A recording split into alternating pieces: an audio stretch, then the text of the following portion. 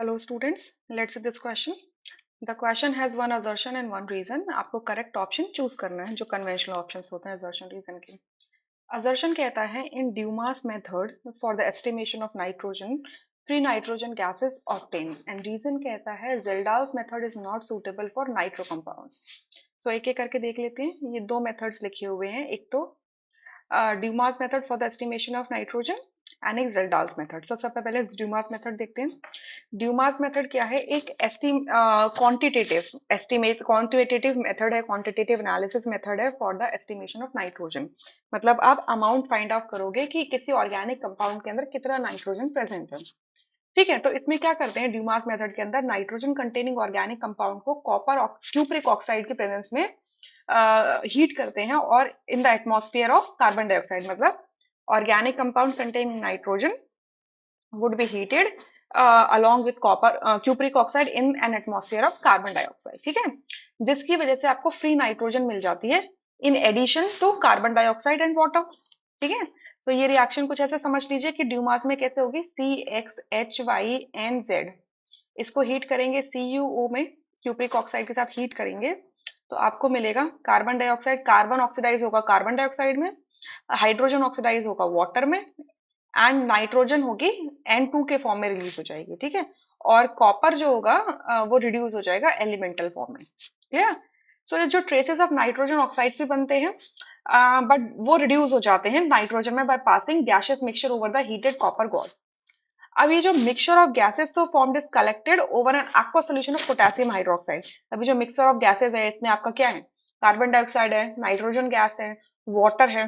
ठीक है, water vapours भी हो सकते हैं इसके अंदर. ठीक है, तो आप इसको क्या करोगे? पोटेशियम हाइड्रोक्साइड के ऊपर पास करोगे और पोटेशियम हाइड्रोक्साइड क्योंकि बेस होता है ये कार्बन डाइऑक्साइड को अब्सॉर्ब कर लेगा. सो नाइट्रोजन क्या होगी? कलेक्ट हो जाएगी upper part of the graduated tube. Clear? अच्छा, तो अब क्या करेंगे? इसके अंदर क्या होता है कि ये देख लेते हो कि आप इसका जो नाइट्रोजन है इसका कितना वॉल्यूम आपको निकल के आया है. ठीक है, कितना वॉल्यूम आपको एसटीपी पे मिला है. सो जितना भी वॉल्यूम होगा अकॉर्डिंगली आप उसे क्या करोगे? उससे परसेंटेज ऑफ नाइट्रोजन निकालोगे, वॉल्यूम निकालोगे कि कितना वॉल्यूम आपका निकल के आया है. ठीक है, एसटीपी पे. सो उस वॉल्यूम से आप क्या करोगे? परसेंटेज फाइंड आउट करोगे. राइट, ये ड्यूमास मेथड है. सो सर्जन कहता है कि in Dumas method for the estimation nitrogen free nitrogen gas is obtain. तो ये भी ट्रू स्टेटमेंट है, तो ट्रू स्टेटमेंट निकली. सेकंड फिर आ जाते हैं जेल्डाल्स मेथड्स पे. सो ये जो जेल्डाल्स मेथड है it is also is one of the quantitative analysis method for the estimation of nitrogen. Clear? तो इस मेथड में क्या करते हैं? कंपाउंड कंटेनिंग नाइट्रोजन जो है, ऑर्गेनिक कंपाउंड कंटेनिंग नाइट्रोजन, इसको हीट करते हैं कॉन्सेंट्रेटेड सल्फ्यूरिक एसिड के साथ में. तो जो भी नाइट्रोजन कंपाउंड के अंदर प्रेजेंट होता है वो अमोनियम सल्फेट में कन्वर्ट हो जाता है. क्लियर?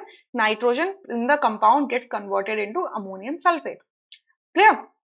सो अब अमोनियम सल्फेट बन गया. अब जो रिजल्टिंग एसिड मिक्सचर होगा is then heated with excess of sodium hydroxide. अब देखो, आपने ऑर्गेनिक कंपाउंड डाला, उसके अंदर कॉन्सेंट्रेटेड सल्फ्यूरिक एसिड डाल दिया, इसकी वजह से उसके अंदर अमोनियम सल्फेट बन गया और हो सकता है कि कुछ सल्फ्यूरिक एसिड भी बच जाए. ठीक है, अब इसी को हम क्या कहेंगे? रिजल्टिंग एसिड मिक्सचर कहेंगे. इसके अंदर हम क्या डाल देंगे? एक्सेस ऑफ सोडियम हाइड्रोक्साइड डाल देंगे.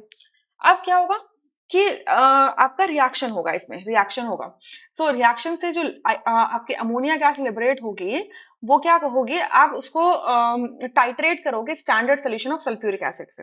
तो बेसिकली सोडियम हाइड्रोक्साइड का और अमोनियम सल्फेट का क्या होगा? रिएक्शन होने लगेगा. ठीक है, रिएक्शन होने सोडियम हाइड्रोक्साइड का और अमोनियम सल्फेट का रिएक्शन होगा जिससे अमोनिया गैस रिलीज होगी और उस अमोनिया गैस को आप टाइट्रेशन की हेल्प से क्या करोगे? एक स्टैंडर्ड वॉल्यूम लोगे सल्फ्यूरिक एसिड का, उसे टाइट्रेट करोगे और आप यहाँ से फिर से अमोनियम सल्फेट बना दोगे. ठीक है, सो यहाँ पर आप क्या देख रहे हो कि आपने पहले सल्फ्यूरिक एसिड से नाइट्रोजन को अमोनियम में कन्वर्ट किया, अमोनियम आयन में. उस अमोनियम आयन को फिर आपने बेस की हेल्प से फिर से अमोनिया में कन्वर्ट कर दिया और उस अमोनिया को आपने फिर एसिड से टाइट्रेट किया. ठीक है, और टाइट्रेट करके फिर से उसको अमोनियम आयन में कन्वर्ट कर दिया. तो यहाँ पर आप जो लास्ट स्टेज है जिसमें आप कॉन्सेंट्रेटेड सल्फ्यूरिक एसिड से उसे टाइट्रेट कर रहे हो, स्टैंडर्ड सोल्यूशन से टाइट्रेट कर रहे हो, उससे आपको ये पता चलेगा कि कितना आपको कितना अमोनिया रिलीज हुआ. जितना भी अमोनिया रिलीज हुआ होगा उतना ही आपने क्या होगा? उतना ही आपका क्या बना होगा? अमोनियम सल्फेट बना होगा फर्स्ट स्टेप में. और अमोनियम सल्फेट जितना बन रहा है उसका मतलब आपका वहां से नाइट्रोजन का रिलेशनशिप निकल के आ जाएगा. क्लियर? अच्छा, तो ये मेथड पूरा इस्तेमाल करते हैं। अब इस मेथड की खास बात क्या है कि ये मेथड उन कंपाउंड्स के लिए इस्तेमाल नहीं हो सकते जिसमें नाइट्रोजन अपने नाइट्रो फॉर्म में प्रेजेंट है या फिर एजो फॉर्म में प्रेजेंट है। ठीक है, क्योंकि क्या होगा, या फिर नाइट्रोजन रिंग में प्रेजेंट है जैसे पेरिडीन में। ठीक है, तो क्योंकि इसमें जो नाइट्रोजन है वो अमोनियम सल्फेट में चेंज नहीं होती है। जब भी आप इसमें सल्फ्यूरिक एसिड डालोगे फर्स्ट स्टेप में, तो ये अपना अमोनियम सल्फेट में कन्वर्ट नहीं होती है। इस वजह से इन मेथड्स को आप इस्तेमाल नहीं कर सकते फॉर नाइट्रो कंपाउंड्स। सो ये भी बिल्कुल ट्रू है। सो दोनों ही स्टेटमेंट्स ट्रू हैं, बट रीजन असर्शन को एक्सप्लेन नहीं करता है। सो सेकंड ऑप्शन यहाँ से करेक्ट हो जाता है, rest are incorrect. I hope you understood this question really very well. Thank you.